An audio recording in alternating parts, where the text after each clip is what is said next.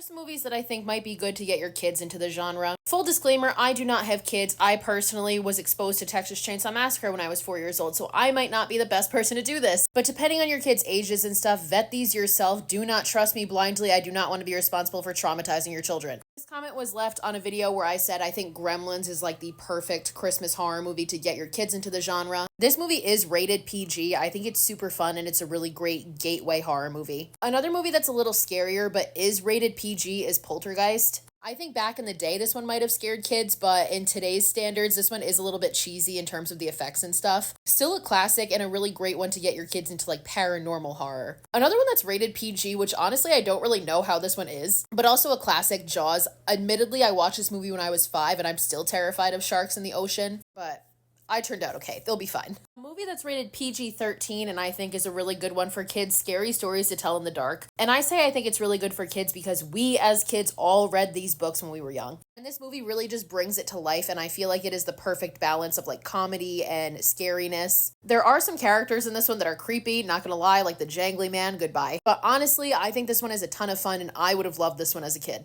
Personal favorite and one I always recommend, especially around Christmas for kids. Krampus is another one that is rated PG-13. Now, Krampus himself in this movie is a little freaky looking, but I think that is balanced perfectly with the comedic aspect of this movie, like the gingerbread men. Another one that's also rated PG-13, and this one is a personal favorite of mine. I remember this movie came out, I was like 11 or 12 and I saw it in the theater. And it's been a favorite ever since. This one isn't necessarily scary, it's more so like suspenseful or thrilling. Now, some movies that are rated R, so again, use your discretion. I think It 2017 could be a good one for like teenagers or tweens. Do we still use that word? Mainly because of the group of kids in this one, so I feel like it's almost relatable. The mainly inappropriate thing in this movie is the swearing, and it's the kids that are swearing left and right. And the scariest part about this movie, of course, is Pennywise, but I mean, we all saw the original It when we were like 5, we're fine. Another one that's rated R, but I feel like can be appropriate for kids is The Lost Boys. And this is one especially if you want to get your kids into like vampire movies. This is my personal favorite vampire movie of all time. The only inappropriate scene in this movie is there is like a sex scene between Star and Michael, but you don't see anything. It's really just implied. Same thing with Scream. I always recommend this one as like a gateway horror movie. And same thing as Lost Boys. The only inappropriate scene, there is that scene, but it's just implied. You don't see anything. And I think this is the perfect one to get your kids into the slasher genre. I could also see that with I Know What You Did Last Summer because literally pretty much same exact thing I just said about Scream, though Scream is far superior. And finally, also rated R, but Final Destination. I think this is a really good one. Be careful with the rest of this franchise because the first one and the fifth one are the only ones that don't have nudity. The second one has a brief flash, the third one has the tanning bed scene, and the fourth one has a full-on sex scene. Very out of place. But otherwise, I think that the first one is a great gateway horror movie.